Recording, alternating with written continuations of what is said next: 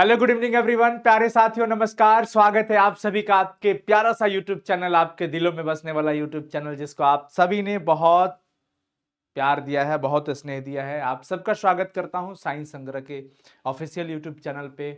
मैं आपका साथी, मैं आपका बड़ा भाई, मैं आपका शिक्षक अनुसर वापिस वेलकम करता हूं। एक बार सभी बच्चे जुड़ जाएंगे और आज के सेशन में बहुत मजा आने वाला है।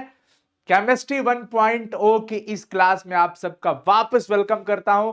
तो सारे बच्चे जुड़ जाएंगे फटाफट से और एक बार सेशन को शेयर कर दीजिए ताकि अधिक से अधिक बच्चे जुड़ पाए और अपने इस सेशन का आनंद उठा पाए और सेशन को सक्सेस करें और अपने एग्जाम की तैयारी को बेहतर बना पाए। तो फटाफट से सभी बच्चे जुड़ जाएंगे और एक बार सेशन को शेयर कर देंगे ताकि आज हम लोग जो क्वेश्चन प्रैक्टिस का सेशन लेके आने वाले हैं, इसमें यह पता चलेगा कि पिछली केमिस्ट्री 1.0 के 3 दिन की पढ़ाई में आपकी पढ़ाई कहां तक पहुंची है, आप कितना प्रिपरेशन कर पाए हैं, आप कितना प्रिपेयर कर पाए हैं। क्योंकि इस टाइम में यानी कि एग्जाम टाइम में आपको शुरू से केमिस्ट्री जो पढ़ाने का मैंने ये एक कदम उठाया है, उसमें आपकी मेहनत सर्वोपरि है। हम तो कर ही रहे हैं, पर आप कर रहे हैं नहीं, ये आज पता चल जाएगा।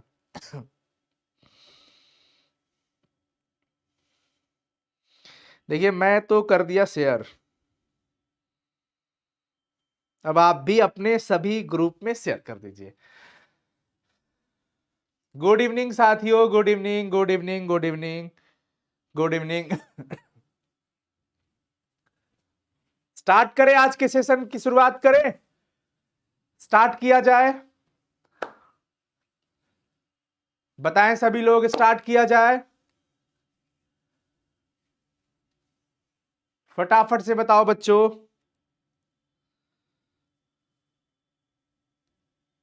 यस,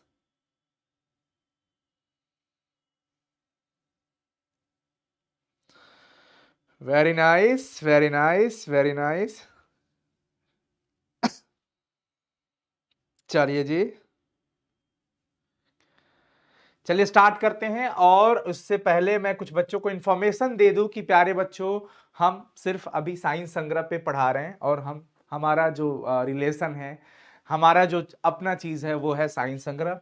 आपकी आने वाली सभी बैचेस 2025 एग्जाम के लिए, 2024 के लिए, सब कुछ एवरीथिंग सब साइंस संग्रह पे होगा। जो मेरा जो अनुसर के साथ जिनका वो चीज है कि हाँ भाई, अनुसर से पढ़ना है, अनुसर से केमिस्ट्री पढ़ना है, उनकी टीम से पूरी तैयारी करना है, तो वो चीजें साइंस संग्रह पे होगी। मैं किसी के साथ अभी कोलैबोरेशन में नहीं हूं, किसी के साथ जुड़ा नहीं हूं।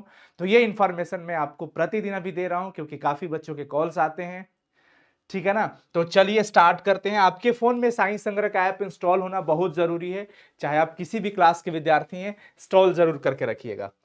काफी फायदेमंद होने वाला है, काफी चीजें, अभी बहुत सारी चीजें इस पे अवेलेबल हो रही हैं और होंगी भी। आपके सामने सवाल पड़ा हुआ है, आइए सबसे पहला सवाल। अब ये सब जो सवाल है बहुत इंपॉर्टेंट है बच्चों, ये सब सवाल पूछा हुआ है मेरे साथियों, ये सारे क्वेश्चंस पूछे हुए हैं। सर बायोलॉजी का मॉडल सेट स्टार्ट करवा दीजिए। एकदम स्टार्ट करा रहे हैं, एकदम स्टार्ट करा रहे हैं बच्चों। बस 1-2 दिन का समय और दीजिए क्योंकि थोड़ा सेटअप का काम चल रहा है। सेटअप जैसे ही एंड हो जाता है, फिर तो आपके साथ बचे हुए दिनों में एकदम लिप्त हो जाएंगे, 24 आवर्स। आ जाइए, सवाल आपके सामने पड़ा हुआ है, गौर करिएगा सभी लोग। बेरवादार ठोस पदार्थ का उदाहरण क्या है? बेरवादार का मतलब क्या हो गया? यानी कि एमॉर्फस सॉलिड की बात कर रहे हैं। और एमॉर्फस क्या होता है? जिसकी कोई निश्चित नियमित ज्यामितीय आकृति नहीं होती है, किसी का ज्योमेट्रिकल स्ट्रक्चर अगर डिफिनिट नहीं है तो हम उसको अक्रिस्टल यानी कि एमॉर्फस सॉलिड कहते हैं। यानी कि यहां पर अगर डायमंड की बात करते हो तो डायमंड क्रिस्टल होता है, ग्रेफाइट क्रिस्टल होता है, नमक भी क्रिस्टल होता है, लेकिन जो रबर देख रहे हो ये होता है भैया एमॉर्फस सॉलिड, जिसको आप अक्रिस्टल या बेरवादार कह सकते हो।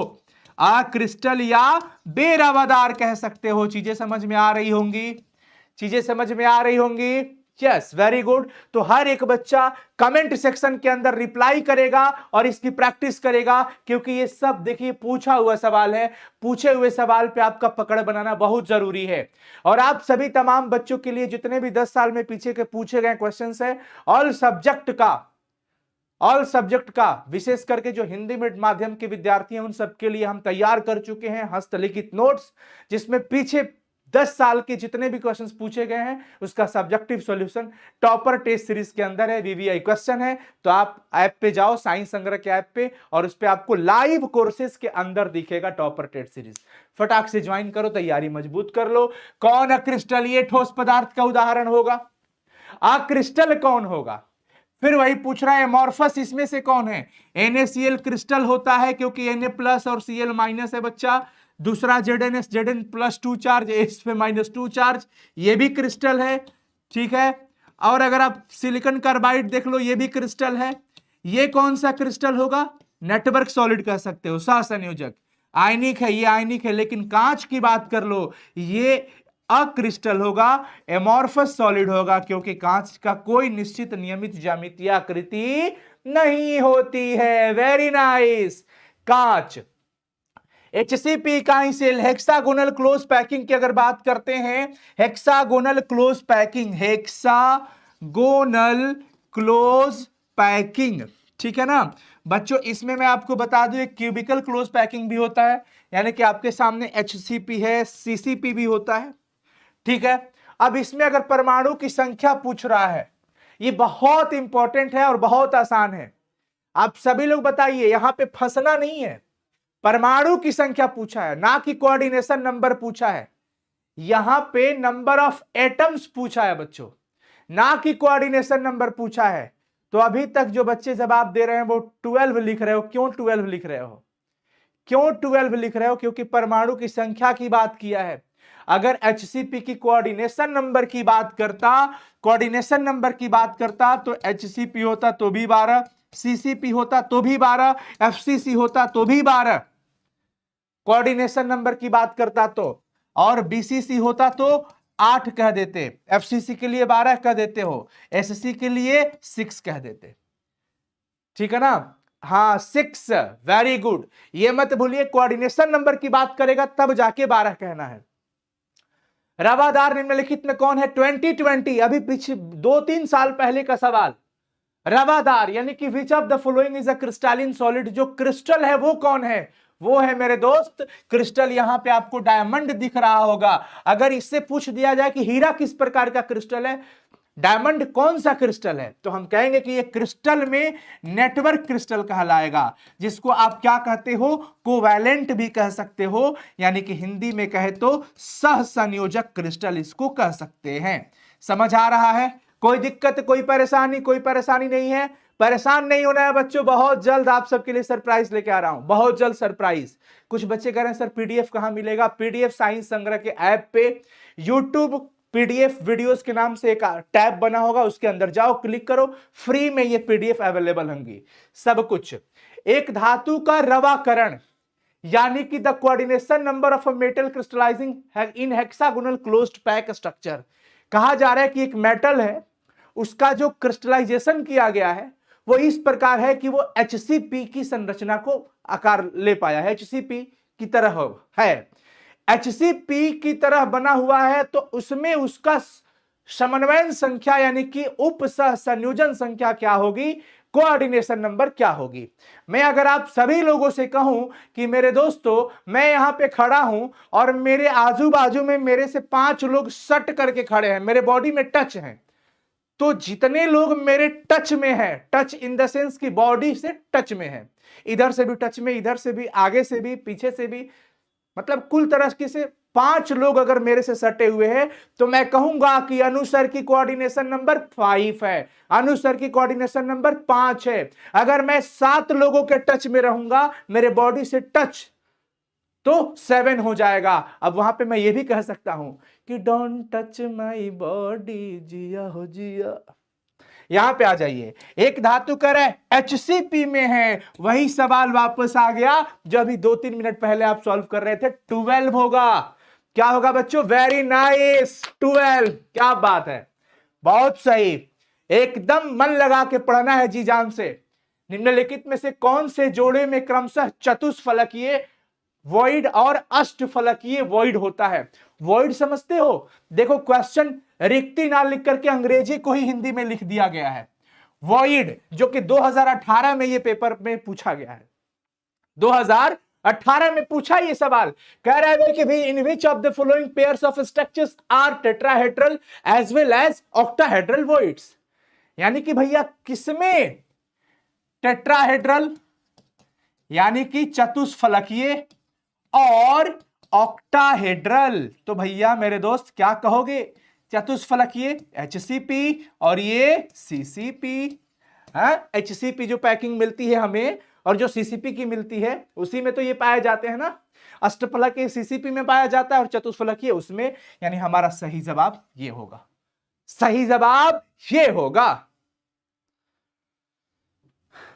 अगला, निम्नलिखित में से कौन बेरवादार ठोस है, देख लो 17 में पूछा हुआ सवाल। आप आश्चर्य तो नहीं है ना कि सर इतना इजी सवाल। मेरे दोस्त आपको इजी इसलिए लग रहा है क्योंकि आप पूरा रगड़ दिए हो, ऊपर से नीचे इसको मांझ के रख दिए हो पूरे चैप्टर को।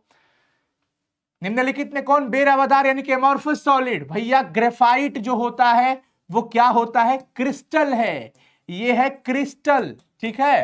क्वार्ट्ज ग्लास, याद है मैं आपको केमिस्ट्री 1.0 की पहली क्लास में सॉलिड स्टेट चैप्टर के बारे में पढ़ाया था, इंपॉर्टेंट टॉपिक को कवर करा था, और उसमें हम लोगों ने पढ़ा था कि मेरे दोस्त क्वार्ट्ज और क्वार्ट्ज ग्लास दोनों डिफरेंट मटेरियल्स होते हैं। क्वार्ट्ज क्रिस्टलीय होता है, क्रिस्टलाइन सॉलिड्स होता है, पर क्वार्ट्ज ग्लास जो होता है वो अक्रिस्टल यानी कि एमॉर्फस सॉलिड होता है। तो ये हो जाएगा एमॉर्फस सॉलिड यानी कि अक्रिस्टल, जिसको आप बेरवादार कहते हो, जिसको बराबर बराबर भागों में इक्वल पार्ट्स में कट नहीं कर सकते हो, डिवाइड नहीं कर सकते हो। अगली बात कर लो, क्रोमेलम, क्रोमेलम क्रिस्टल होता है, आयनिक क्रिस्टल कहलाएगा। सिलिकॉन कार्बाइड SiC ये क्रिस्टल होता है, सहसंयोजक क्रिस्टल कहलाएगा। प्ले स्टोर पे जाइएगा, ऐसा लोगो मिलेगा साइंस संग्रह का, इंस्टॉल कर लीजिएगा ऐप मेरे दोस्त। एक घनाकार क्रिस्टल में ब्रेविस जालकों की संख्या कितनी होती है, मैं चाहता हूं इस जवाब को आप लोग दीजिए। क्या हो गया,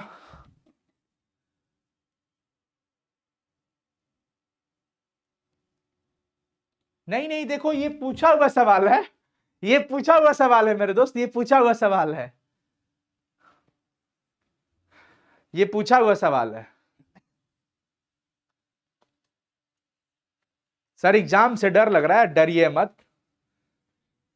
डरना नहीं है, कभी भी गिव अप मत दो, डर के आगे और जीत है।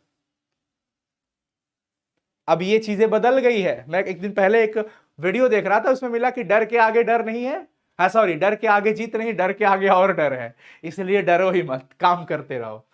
तो काफी बच्चों के जवाब है ब्रेविस चालकों की संख्या 14 होती है। मेरे क्वेश्चन पूछने के हिसाब से आपका जवाब बिल्कुल सही आया है, परंतु यहां पर एक टर्म लगाया गया है कि घनाकार क्रिस्टल में ब्रेविस चालक के नंबर कितने होंगे, यानी कि क्यूबिकल क्रिस्टल के अंदर नंबर ऑफ ब्रेविस लैटिस कितना होगा ये बताना है। टोटल ब्रेविस चालक तो 14 होता है, इसमें तनिक भी संदेह नहीं है, परंतु परंतु इसमें जो 7 क्रिस्टल तंत्र थे, बेसिक क्रिस्टल सिस्टम जो 7 थे, जिसमें पहला क्या था, घनाकार, जिसमें आपने पढ़ा होगा दुनिया भर की 7 क्रिस्टल तंत्र होते हैं, पहला होता है घनाकार जिसके अंदर 3 ब्रेविस चालक होते थे। कितने होते थे, 3 ब्रेविस चालक। तो घनाकार के अंदर हमारा सही जवाब 3 होगा, 14 मत लगाइएगा, बार बार अवेयर कर रहा हूं, 14 नहीं लगाना है, ठीक है प्लीज सर। और सब्जेक्ट का हो जाएगा, एकदम होगा मेरे दोस्त, एकदम होगा, परेशान ना हो आप। BCC इकाई सेल में खाली जगह की प्रतिशत कितनी होगी, आज रात 9 बजे से, आज रात 9 बजे हिंदी करने वाले हैं हम लोग। BCC के अंदर पैकिंग कितना होता है, 68% का पैकिंग होता है, और खाली जगह को अंग्रेजी में वॉइड कहते हैं। 100 में से 68 को घटा दिया, 32% हमारा क्या निकल जाएगा, खाली जगह। अगला सवाल, सोडियम ऑक्साइड में सोडियम की कोऑर्डिनेशन नंबर कितनी होती है, 6, 4 या 8, क्या होगी मैं जरा पानी ले लूं, तब तक आप सभी लोग फटाफट से आंसर बताइए इसका।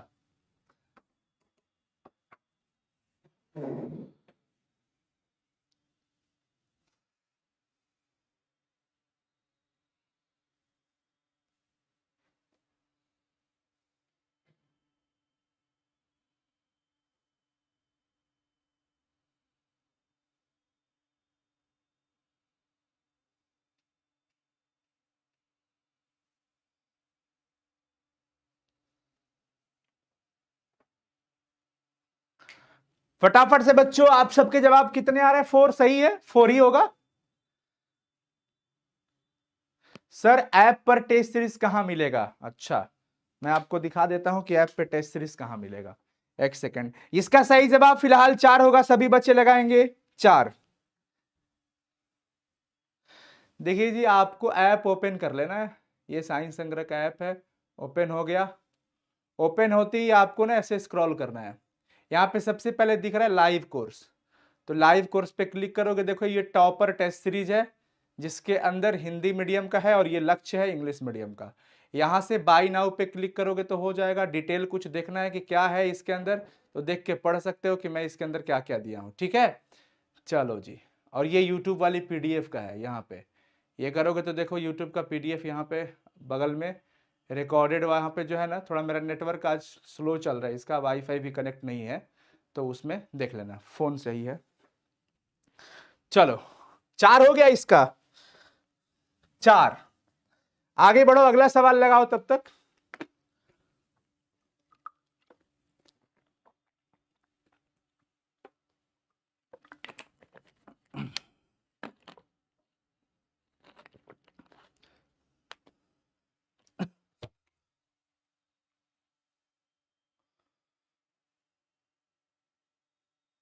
सर इंग्लिश ग्रामर का भी क्लास स्टार्ट कराइए। हाँ जी,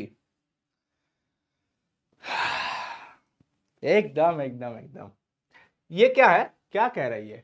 एक अष्टफलक रिक्ति निम्नलिखित में से कितने गोले से मिलकर बनी होती है? अष्टफलकीय रिक्ति यानी ऑक्टाहेड्रल वॉइड्स 6 गोलों के संपर्क से मिलकर बनती है और टेट्राहेड्रल 4 से। रवा में जब इलेक्ट्रॉन ऋणायन द्वारा खाली स्थान में पकड़ लिया जाता है, ऑक्युपाई कर लिया जाता है, तो उस दोष को हम कहते हैं एफ सेंटर दोष, फार्बेनजेंटर। निम्नलिखित में से कौन सा ऑक्साइड लौह चुंबकत्व को प्रदर्शित करता है? वो कौन होता है? CrO2 होगा। यस। किस प्रकार के दोष के कारण क्रिस्टल के घनत्व में कमी आ जाती है? शॉर्टकी दोष में क्या होता है बच्चों? डेंसिटी घट जाता है, डेंसिटी घट जाता है, कम हो जाता है। फेरोचुंबकीय पदार्थ निम्नलिखित में से कौन है? Fe3O4 फेरोचुंबकीय है, यानी कि लौह चुंबकीय। 234.2 ग्राम चीनी के घोल में 34.2 ग्राम चीनी है, तो घोल का मोलर सांद्रण क्या होगा? 2021 में पूछा हुआ सवाल। पर आपको परेशान नहीं होना है, ये सभी सवाल बहुत आसान है। सांद्रण यानी कि मोलर पूछ रहा है, मोलरता। मोलरता बराबर क्या होता है? पढ़े हो। लेकिन अब आपको यहां पे एक चीज समझना है कि ग्राम में मोलरता होता है या मोललता होता है? तो आप कहोगे सर मोललता होता है, यानी कि मोलालिटी। मोलालिटी क्या होता है? A गुना में 1000 बटा में M गुना में B। ठीक है, ए कितना दिया है? 234.2 ग्राम चीनी है, यानी कि विलय, जिसको सॉल्यूट कहते हो। 1000 तो रहेगा, क्यों? क्योंकि 1000 कहां से आया? ये ग्राम में दिया है, इस वजह से आया। और चीनी है, चीनी का क्या होता है मोलर सांद्रण? 234.2 नहीं होगा यार। अच्छा, चीनी का घोल है, सॉरी। हाँ प्यारे बच्चों, एक चीज थोड़ा सा ध्यान दो, मैं भी थोड़ा जल्दी में था। 234.2 ग्राम चीनी का घोल है, इसमें चीनी इतना है। ओ, यानी कि चीनी अगर 34.2 ग्राम है, तो पानी कितना हो गया? इतना में से वो घट जाएगा ना, क्योंकि पानी प्लस चीनी से ही तो शरबत बना है। ठीक है, 200 ग्राम। तो ये कितना है? 34.2 गुना में 1000 हो जाएगा भैया। और चीनी का आणविक द्रव्यमान 342 निकल के आएगा। बी हो गया पानी का द्रव्यमान, पानी बोले तो 200। ये हट गया तो एगो सोना नीचे, 342 से 342 कैंसिल, 3 जीरो से 3 जीरो खत्म। 1/2 के मतलब हो जाता है 0.5। है किधर? है किधर?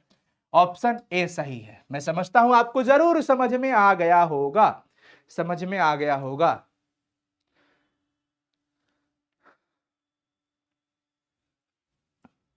सर 2025 के लिए बैच जल्दी लेके आ जाइए। ठीक है जी, लेके आ जाएंगे। आपके आदेशों का पालन करना हमारा पहला कर्तव्य है। कौन सा ताप के द्वारा प्रभावित नहीं होता है? 11 में पूछा, 21 में पूछा, और भी सेंटअप में पूछा, कई बार पूछा। ताप के द्वारा प्रभावित नहीं होता है, which is not affected by temperature, यानी कि किस पे टेम्परेचर का असर ही नहीं पड़ता है। वो था भैया कौन? मोल वाला लीटी, मोला लीटी, यानी कि मोल लता। क्या कहेंगे? मोललता, मोलालिटी। अगला, केन शुगर के इतना परसेंट, ठीक है 5% एक घोल पदार्थ के एक्स के 1% आइसोटोनिक है, यानी कि आइसोटोनिक का मतलब समपरासरी है, यानी कि परासरणी दाब बराबर हो जाएगा पाई 1 पाई 1 बराबर पाई 2, C1 RT बराबर C2 RT। ये कैंसिल हो गया कांस्टेंट। C हो गया हमारे पास कितना है? 5% का मतलब हो गया 5/100। अच्छा 100 तो कैंसिल ही कर देते हैं ना, 342 हो जाएगा, चीनी है तो, और उधर 1/x हो जाएगा, यानी कि 5 गुना x बराबर 342 हो जाएगा, और x बराबर 342/5 आ जाएगा। कट के कितना हो गया? 5 6 का 30, कितना बचा? 4, तो 5 × 40 और 5 × 20, 68.4। ये है बच्चों 68.4। वहां से देख लेना, समपरासरी कहा है, आइसोटोनिक। किसी विलयन के 200 ml में 2 ग्राम NaOH घुला हुआ है, तो मोल रता निकाल लो, मोलारिटी निकाल लो। 13 में पूछा, 15 में पूछा, क्या पता इस बार भी पूछ दे। मोल रता कहता है N में भी, N कितना है? 2 ग्राम NaOH है। मोल बराबर क्या होता है? दिया गया द्रव्यमान बट्टा में आणविक द्रव्यमान। तो द्रव्यमान कितना दिया है NaOH का? 2। NaOH का आणविक द्रव्यमान कितना निकल के आएगा? 40। और नीचे ये आयतन कितना दिया है? 200 मिलीलीटर है ना, लीटर में चेंज करना पड़ेगा 1000 से गुना करके। ये कट गया 5 बार में, 5 × 40, 2 चौके 8, 0.25 आ जाएगा। ये यहां पे है, सॉल्व करने की चीज है, वैल्यू सब दिया है, एकदम आसान है, सॉल्व कर लीजिएगा। प्रति केजी में उपस्थित विलय के मोलों की संख्या को क्या कहते हो? The number of moles of solute पर kg of solvent is called, क्या कहते हैं उसको? मोलालिटी। मोलालिटी कहते हो ना, याद है? प्रति लीटर पूछता, लीटर कहता तो कह देते मोलरता है, मोलारिटी है, लेकिन प्यारे बच्चों ये है मोलालिटी, बिकॉज पर केजी का डिस्कस किया है, पर केजी की बात किया है। 21 नंबर क्वेश्चन के आदर्श विलयन का निम्नलिखित में से कौन सा गुण है? मेरे दोस्तों आइडियल सॉल्यूशन को लेकर के अगर हम बात करते हैं तो रॉबर्ट साहब जी ने जो कंडीशन दिया था कि आदर्श होता कौन है? जो सभी ताप एवं सांद्रणों पर रॉवल के नियम को पालन करे, delta H mix equal to 0 हो, delta V mix equal to 0 हो। यहां पर देख लो, ये रॉवल के नियम का पालन करता है। ऑबेस-रॉल्ट लॉ, HCl एवं H2O के मिश्रण के, देखो एजियोट्रॉपिक की बात किया है, 20.2% HCl, ये तो अमाउंट तुम्हारे दिमाग में ऐसे ही बैठ गया होगा। वैसा घोल जो एक निश्चित ताप पर संयोजन में बिना किसी प्रकार के परिवर्तन के उबलता है, उसको ही तो कहते हैं एजियोट्रॉपिक मिक्सचर, जो अभी आपने पढ़ा। इतना एम ग्लूकोज विलयन की तुलना में इतना कितना हिमांक में नमन है? अच्छा 0.01 एम क्या है? ये ग्लूकोज है, ठीक है। और क्या दिया है बच्चों? 0.01 एम MgCl2 है। क्वेश्चन समझिएगा, कह रहे हैं हमारे पास कि एक सॉल्यूशन ये है और एक सॉल्यूशन ये है। अगर हम इन दोनों की तुलना करें तो इनकी तुलना विलयन के हिमांक में अवनमन कितने गुना का होगा? इन दोनों में इसका हिमांक का अवनमन, इसका हिमांक का अवनमन, एक दूसरे से कितने गुने का अंतर रहेगा? तो देखो बच्चों, हिमांक के अवनमन के बारे में आप समझते हो, डेल्टा TF बराबर I KFCM होता है ना, रॉवल के नियम था हिमांक के अवनमन के संदर्भ में, और ये वान था फैक्टर है। अब ये देखो कि ये वैल्यू जो है CM वाला, ये ग्लूकोज के लिए भी इतना ही दिया है और इसके लिए भी इतना ही दिया है, यानी कुल मिला के I पर ये डिपेंड कर गया। अब इसमें I का वैल्यू क्या होगा? ये देखिए ग्लूकोज है, अपघटित होगा नहीं, डिकम्पोज होगा नहीं, आयन इसमें बनेगा नहीं, लेकिन MgCl2 में तो आयन बनेगा ना, Mg पे +2 का चार्ज और 2Cl पे माइनस। अगर मैं आप सभी लोगों के सामने एक क्वेश्चन रख दूं कि प्यारे बच्चों एक बात बताओ, प्यारे बच्चों एक बात बताओ, MgCl2 के लिए I का वैल्यू क्या होगा? मैं जानना चाहता हूं आप सभी बच्चों से, एक बार बताइए सभी लोग कि MgCl2 के लिए जो I का वैल्यू होगा वो क्या होगा? जो I का वैल्यू होगा वो क्या होगा? जरा सभी बच्चे एक बार बताएं, जो I का वैल्यू होगा वो क्या होगा? फटाफट से बताएं सभी लोग, जो I का वैल्यू होगा वो क्या होगा?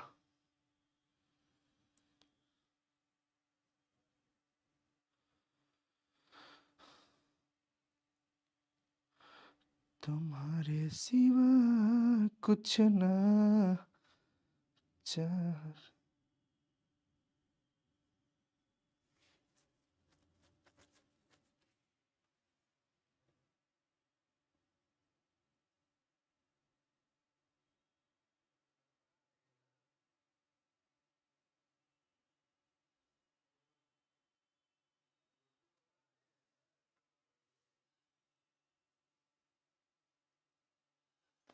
जल्दी से बताइए भाई, इसके लिए आई का वैल्यू तो 3 होगा ना।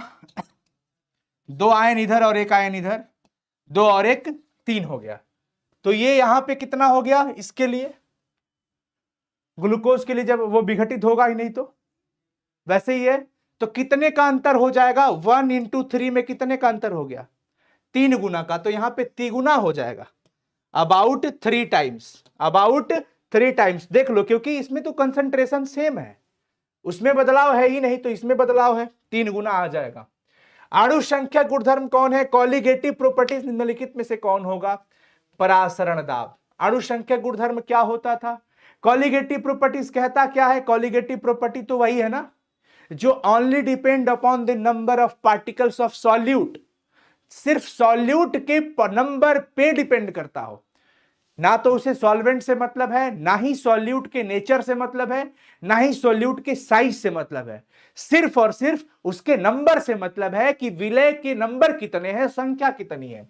तो इसमें परासरणी दाब यानी ऑस्मोटिक प्रेशर हो गया, एलिवेशन ऑफ बॉइलिंग पॉइंट जिसको आप क्वथनांक का उन्नयन कहते हो, डिप्रेशन ऑफ फ्रीजिंग पॉइंट जिसको आप हिमांक का अवनमन कहते हो। समझ आया, ऑस्मोटिक प्रेशर यानी कि परासरणी दाब, RLVP relative lowering of vapour pressure, या वैसे भी आप कह सकते हो लोअरिंग ऑफ वेपर प्रेशर। ये सब के सब अणुसंख्या गुणधर्म होते हैं।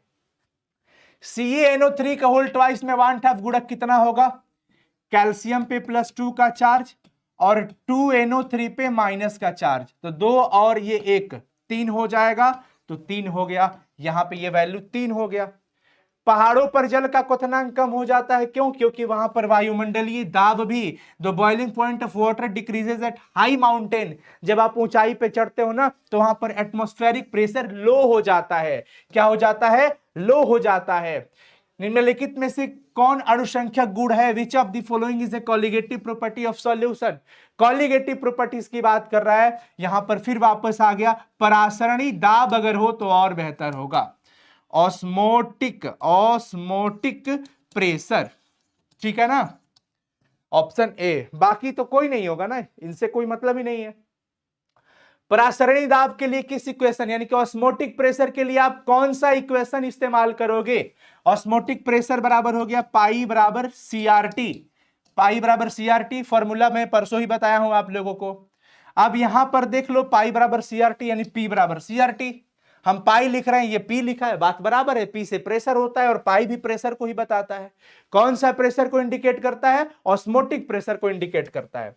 तो ये हो गया 29 क्लियर। 30 अर्धपारगम में झिल्ली से परासरण क्रिया में निकल पाते हैं, यानी कि ऑस्मोसिस जब हम कराते हैं तो सेमी परमिएबल मेम्ब्रेन से कौन से पार्टिकल सिर्फ क्रॉस करते हैं, वो होते हैं सिर्फ और सिर्फ सॉल्वेंट के पार्टिकल, विलायक के अणु ही क्रॉस करते हैं, सॉल्यूट नहीं क्रॉस करता, सॉल्यूट नहीं क्रॉस करता। बच्चों अंत तक बने रहिए। अगला सवाल 0.1 m BaNO3 का होल ट्वाइस, इस घोल का 1/2 गुणक 2.74 है, तो विघटन स्तर यानी कि डिग्री ऑफ डिसोसिएशन अल्फा का वैल्यू पूछा जा रहा है। यानी यहां पर जो हमारे पास ये है, ये विघटित होगा बच्चों, तो Ba पे +2 का चार्ज और 2NO3 पे माइनस का चार्ज आएगा, यानी I बराबर 1 + 2 अल्फा होगा। और I का वैल्यू दिया है इसमें, 1/2 का वैल्यू कितना दिया है 2.74, तो I के जगह पे हमने रख दिया 2.74 बराबर 1 प्लस में 2 अल्फा। ये भैया इधर आएंगे तो माइनस हो जाएंगे क्या, जी सर, तो 2 अल्फा का वैल्यू क्या बच गया 1.74 बचेगा, यानी कि अल्फा निकाल लो 1.74/2, तो ये कितना हो जाएगा 0.2 प्रतिशत के लिए क्या कर दिया 87% हो जाएगा, 87%, ऑप्शन बी, ऑप्शन बी 87%, याद रखिएगा सभी लोग। निम्नलिखित जलीय घोल में किसका क्वथनांक अधिकतम होगा? विच of the following aqueous solution should have the highest boiling point? Aqueous solution में किसका हाईएस्ट बॉइलिंग पॉइंट होगा, यह देखना है।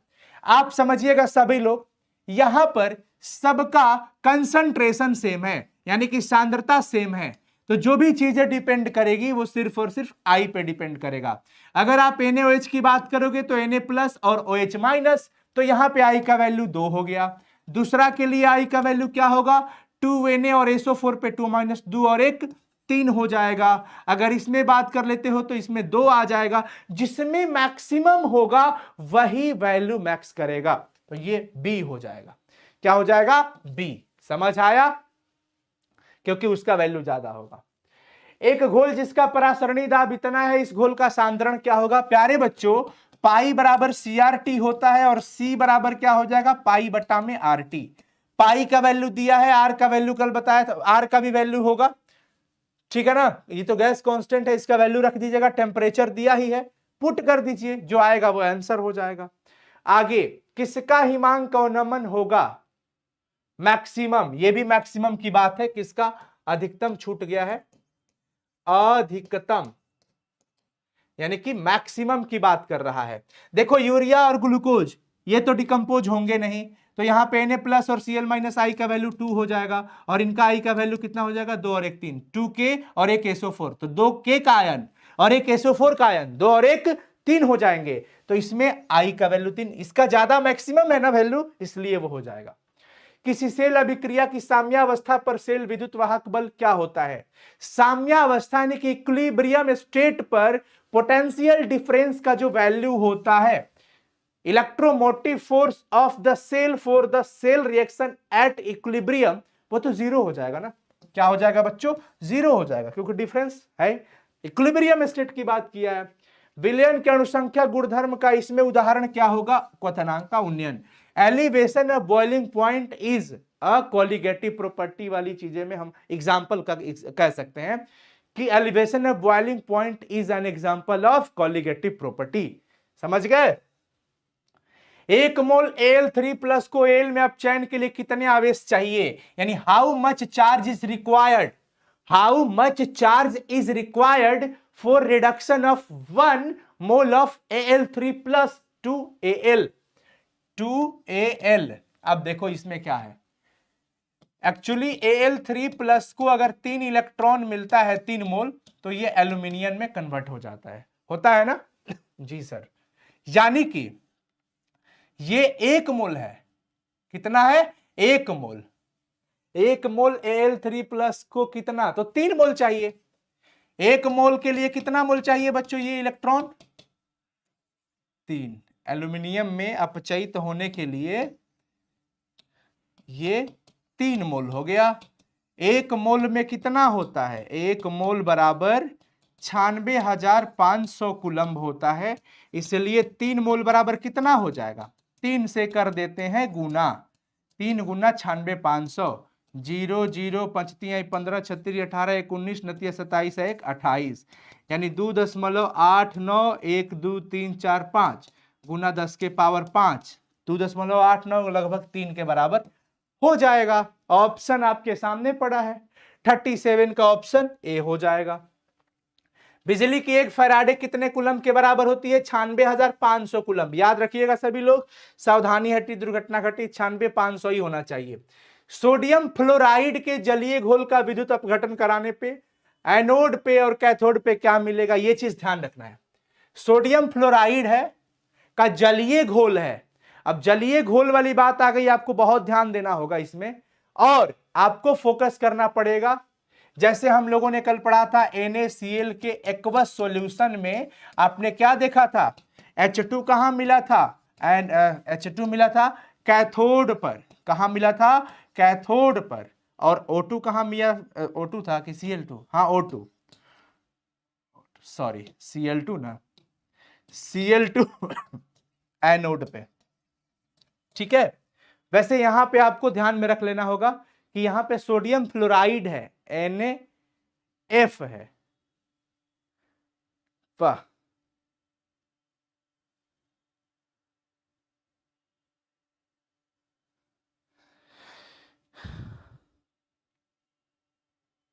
थोड़ा जल्दी करते हैं बच्चों, क्योंकि क्लास भी है ना आगे।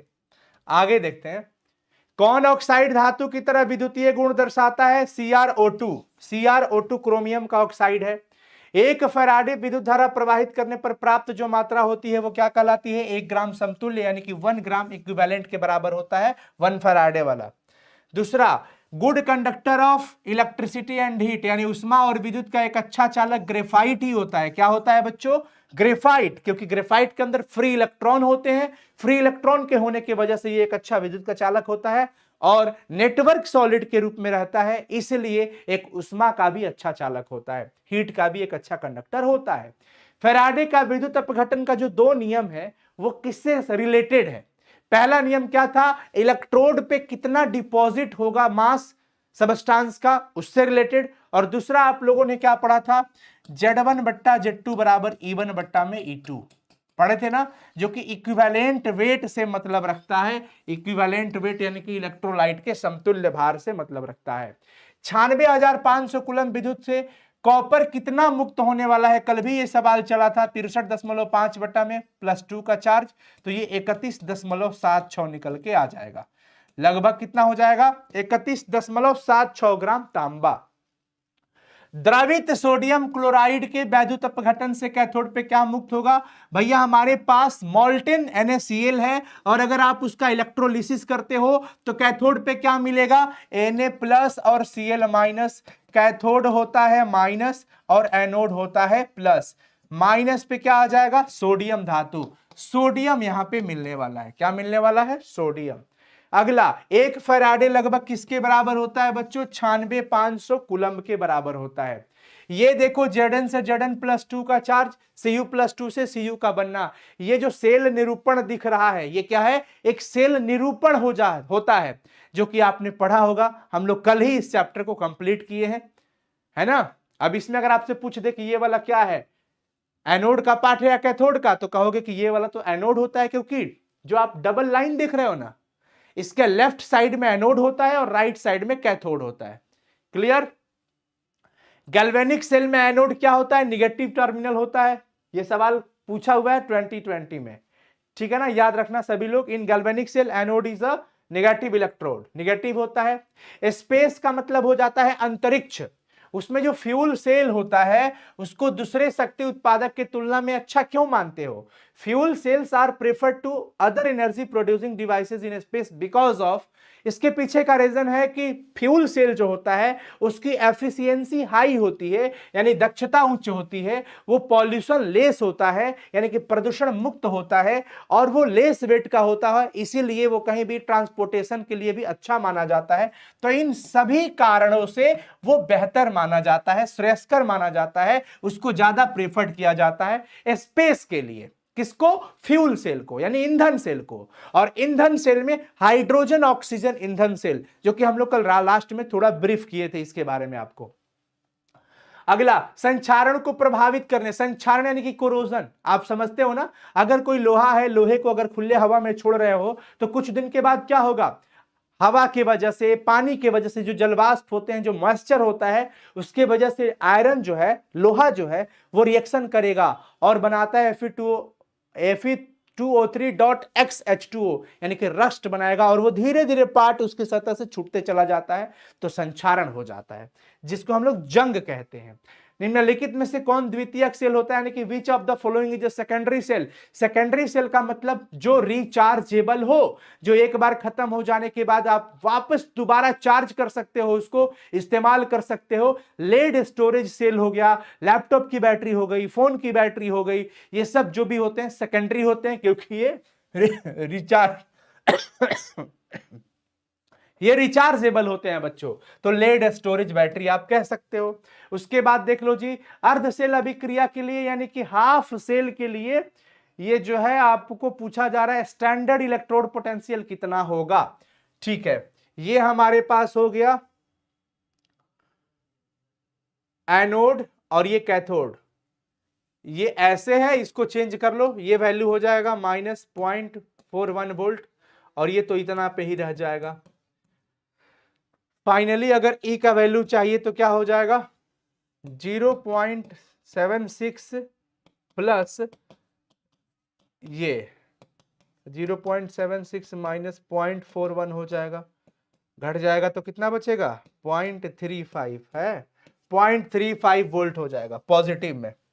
आगे देख लीजिए, जब लेड संचय सेल को चार्ज करते हो तो क्या होता है, कल ही चर्चा हुआ था ना कि जो लेड स्टोरेज बैटरी होती है बच्चों, वो किस कॉन्सेप्ट पे चार्ज करता है कि पहले वो, जैसे रिएक्शन में आपके पास जो लेड संचय बैटरी होती है उसमें H2SO4 रहता है, धीरे धीरे जब वो काम करने लगता है बैटरी तो वो खर्च होने लगता है, खर्च होने लगता है, फिर वापस हम उसको रिचार्ज जब करते हैं ना तो फिर वापस H2SO4 का निर्माण हो जाता है, H2SO4 पुनः उत्पन्न हो जाता है, जिसकी वजह से वो फिर दोबारा काम करने लगती है।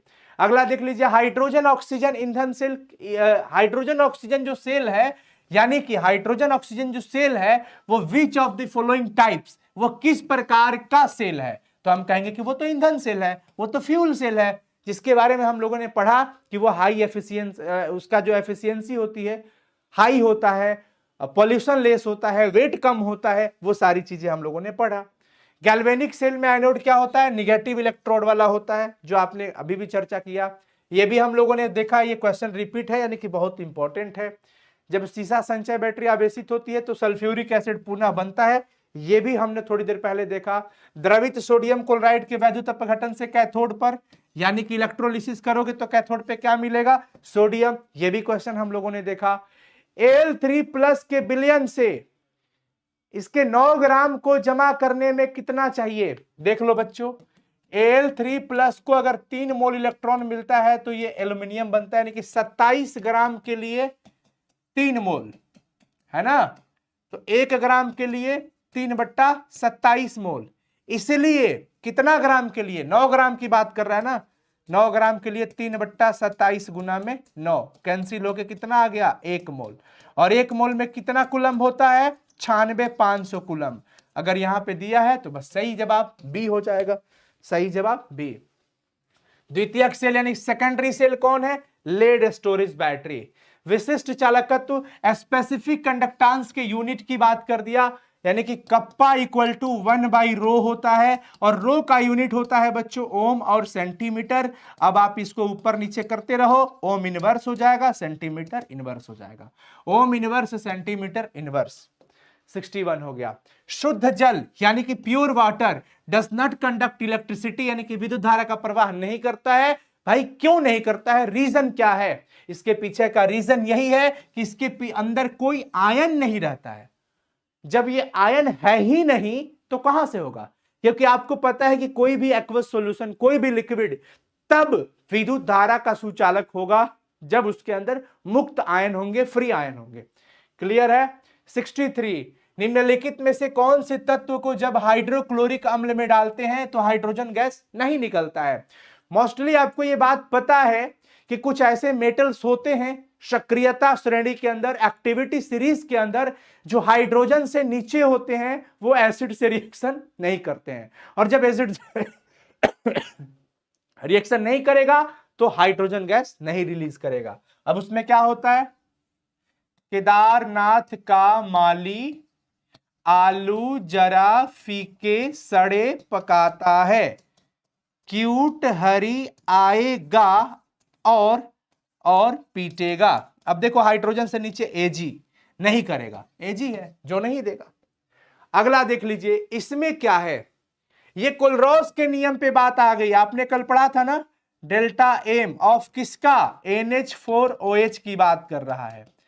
ये किसके बराबर होगा बच्चों, तो इसमें हमें NH4+ और OH- ही बचना चाहिए, बाकी सब कट जाना चाहिए। तो देखो यहां पे NH4 बचेगा, Cl और -Cl कट जाएगा, Na और -Na कट जाएगा, इधर OH बच जाएगा, ऑप्शन बी। आप इसको ऐसे लिख सकते हो, इसको Na+ और OH- लिख सकते हो, और इसको Na+ -Cl- लिख सकते हो, कटाओगे कट जाएगा, ये बचेगा केवल, यानी हमारा सही ऑप्शन बी होगा।